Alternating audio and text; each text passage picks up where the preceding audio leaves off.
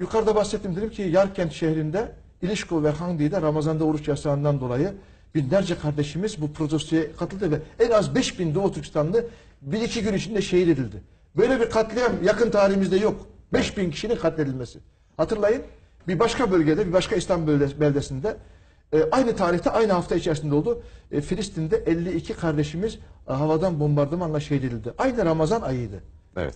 Filistin bizim kanayan yaramız. Orası ümmetin, Kudüs-i Şerif bizim birinci kıblemiz. Kudüs yine Mescid-i Aksa bizim birinci kıblemiz. Allah'ın bize emaneti. Elbette onunla hiç şüphemiz yok. Orası kesinlikle kurtarılması gereken, kesinlikle yardım edilmesi gereken bir bölge. Ben bunu söylerken yani mukayese etmiyorum ama bir örnek veriyorum. Bakın. Filistin'deki o 52 kişinin bombardıman edilerek öldürülmesi olayı bütün dünyada infialle karşılandığı ve bütün dünya tek vücut halinde Filistin konusunda İsrail'e noter verdi. Ama aynı günlerde 5000 Doğu Türkistanlı Yarkent'te İlişki ve Handi köyünde katledildi, dünyanın haberi olmadı. Betonlarla karıştırılıp cesetler topraklara gömüldü. İnşallah Doğu Türkistan bağımsız olduğunda bu katliamları tek tek açıp ispatlayacağız. Eli katıl canileri uluslararası mahkemelerde yargılayacağız. O deliller orada duruyor. Şimdi şunu söyleyeceğim Mustafa Bey. Size özür dileyerek söylüyorum. Soru sormaya da fırsat vermiyorum ama beni milletimiz bağışlasın. İnanın Doğu Türkistanlıların takat edecek zor. Yani dayanacak yeri yok. Anlatamıyoruz derdimizi. Yani orada bir yardımı var. Yardım elbette Allah'tan dileyeceğiz ama sesimizi duyuramıyoruz. Sadece ben değil. Bugün Doğu Türkistan'dan her bir ailenin dramı bir roman. Her bir ailenin dramı bir roman. Yani bugün Sayın Cumhurbaşkanıma ben buradan arz etmek istiyorum. Ümmetin lideri, bütün mazlumların lideri. Yani biz onu gördüğümüz zaman gerçekten iftihar ediyoruz. Umut ediyoruz ki bir gün Doğu Türkistan davasına da Filistin'deki mazlumlara sahip çıktığı gibi Mısır'daki mazlum kardeşlerimize, Suriye'deki mazlum kardeşlerimize sahip çıktığı gibi sahip çıkacağına hiçbir şekilde şüphemiz yok. Her şeyin bir sırası var, onu da biliyoruz. Ama sıra bize gelene kadar acaba Doğu Türkistan'da 35 milyon Müslüman Türk 1,5 milyarlık Yecüc Mecüc'ün elinde var olacak mı? Yarın biz Türkiye ayağa kalktığımız zaman ekonomik, askeri, siyasi alanda ayağa kalkıp da bu mazlumlara sahip çıkacağız diye Doğu Türkistan'a zaman ayırdığımızda sahip çıkacağımız mazlumlar kalacak mı? Doğu Türkistan diye bir coğrafya kalacak mı? Bunu da sormak istiyorum. O açıdan bizim Türkiye'nin dirilişi, ayağa kalkışı, Türkiye'nin bu ümmetin umuduna, bu haykırışına, bu feryadına cevap verebilecek seviyede güçlü olması için hepimiz el birliğiyle destek vermemiz lazım. Türkiye'yi içerideki ve dışarıdaki bütün hain ve düşmanlara karşı esirgememiz, korumamız, fiili ve kavli dualarımızla desteklememiz lazım. Bu ülke bir olursa dünyada adalet tesis olur Mustafa Bey. Türkiye ayağa kalkarsa dünyada zalim yerini bulur. Mazlum sahipsiz kalmaz. Biz inanıyoruz ki Osmanlı gibi bir ecdadın evladı olan bugünkü devletimizi yöneten büyüklerimiz kendi misyonunu, kendi görevini biliyorlar. Onlar da elbette mutlaka bir planlama yapıyor. Her şeyi bir silsileyle, bir stratejiyle düşünüyorlar.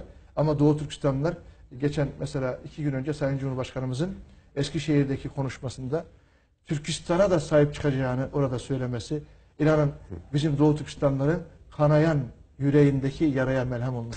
İnşallah. Ben burada Sayın Cumhurbaşkanıma 35 milyon mazlum Doğu Türkistanlı ve muhaciretteki, Türkiye'deki 10 binlerce Doğu Türkistanlı ve muhaciretteki 2 milyon Doğu Türkistanlı adına, topyekün 37 milyon Müslüman Türk adına Sayın Cumhurbaşkanımız başta hükümetimize, devletimize, bütün Türk milletine teşekkür ediyorum.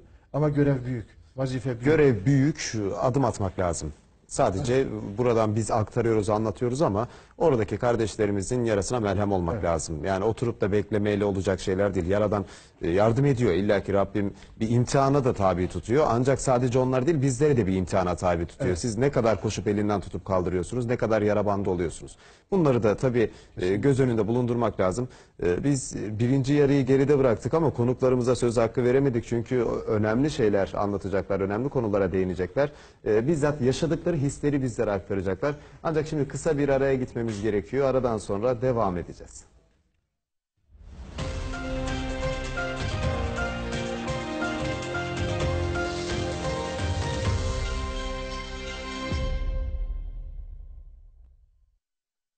Efendim programımıza kaldığımız yerden devam ediyoruz. Doğu Türkistan'daki zulmü konuştuk. Oradaki katliamı konuştuk. İşkenceleri konuştuk. Kimler yardım ediyor? Yardım eli uzatılıyor mu, uzatılmıyor mu? İlk yarıda bunları konuştuk. Aktarmaya çalıştık. Tabii ikinci yarıda da devam edeceğiz yine. Zaman zaman döneceğiz o noktadaki gelişmeleri tekrar paylaşmaya, aktarmaya. Tabii birinci yarıyı Seyit Bey geride bıraktık ama şimdi konuklarımız var. Bizzat bölgede yaşayan, o bölgede yaşayan konuklarımız aynı zamanda kendileri burada ama ailelerinin bir kısmı da o bölgede o işgalcilerin maalesef alıkoyduğu hapishanelerde diye biliyoruz. Tabii Abdurrahman Bey var. Birinci yarı konuşamadık, şey yapamadık çünkü dert çok, sorun çok, sıkıntı çok. Onları anlatmayla da zaman yetmez, bitiremeyiz zaten. Tabii biz konuşuyoruz böyle ama Türkçe olarak siz mi şey yaparsınız? Biz böyle konuşuyoruz, aktarıyoruz. Yaşayan olarak oradaki izlenimi ne, gördüğü ne, muamele ne? Biz bir yerde bunu devletimiz siz bu işini yaşadınız. Siz başınıza bu musibet geldi. Siz ne deyirsiniz bu toğırlığa? Ben 2017'de 1. ayının 17. günü Doğu Türkistan'dan ayrıldım. Çok bir sıkınca his kıldım, hissettim. Uradım Ürümçi'de uyum var, Ürümçi tuttum. Kaşgar'da ata-anam urtu kaldım var. Kaşgar'da 3 gün 4 gün durdum. Bir sene önce Doğu Türkistan'dan ayrıldım diyor. Çok tehdit ve sıkıntı hissettim diyor. Bir şey olacağını sezdim diyor.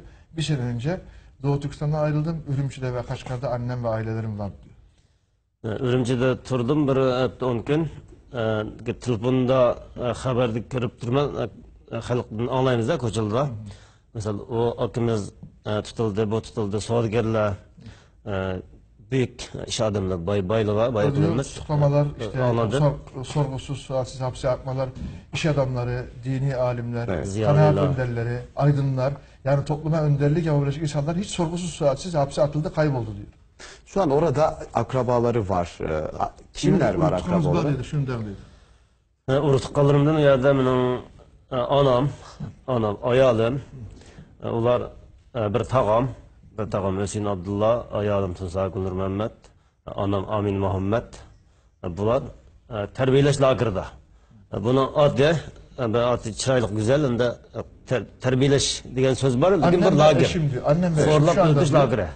Annem ve eşim şu anda diyor toplama kampında diyor. Yani bunun ismi diyor İslah merkezleri, İslah merkezi. Ne ıslah ediyor? Senin inancını, senin kültürünü, senin medeniyetini, senin maneviyatını ıslah etmiyor. Neye göre ıslah ediyor? Çinlileştirmeye çalışıyor. Evet. Şimdi bu adı güzel diyor, İslah merkezleri diyor ama burası toplama kampları. Yani bu kamplarda ne yapılıyor? Hitler'in toplama kamplarında ne yapılıyorsa ondan daha aşağılık, daha rezilce, daha hukuksuzca bir uygulama var. Şimdi anlatsın kendisi. Ne bulavatır şimdi? Ben 1. ayının 14. günü bir haberini Viket'te anladım. O şu nazaret kıldıgan bir organın bir xadimine haber verdi. Meni anam bu şekilde bir qattiq urindi, qattiq masa. Onda kuniga ergen saat 5 yerinden ke saat 10 yerimgacha bunda turarkan, bir adam öldürgen, bir qatilning rolini algan siyaqti bu şekilde turarkan. Anam eğer midrab bunda turamay qalsa 68 yaşında. Kuniga 15 saat. Annem diyor sabah başlıyormuş diyor böyle bir tahtanın üzerinde diyor. Oturtuyorlarmış diyor, oturtuyorlar diyor. Ve hiç kıpırdamamak kaydıyla 15 saat böyle bir suçlu, bir katil gibi orada but gibi durmalarını da istiyormuş diyor. Üstelik 68 yaşında. 68 yaşında diyor. Annem ihtiyar diyor, ona diyor dayanamaz diyor. Kıpırdadığı zaman diyor cezalandırılıyor. Bunu özel olarak mı yapıyorlar? İşkencenin bir usulü diyor bu. Bu işkencenin usulü diyor. Hoş. Anam bir o'qituvchi. Annem bir öğretmen diyor. 30 Kompartiyaga Komünist Parti'de diyor yani Doğu Türkistan'da Komünist Parti adına öğretmenlik yapmış bir insan ama Müslüman bir insan.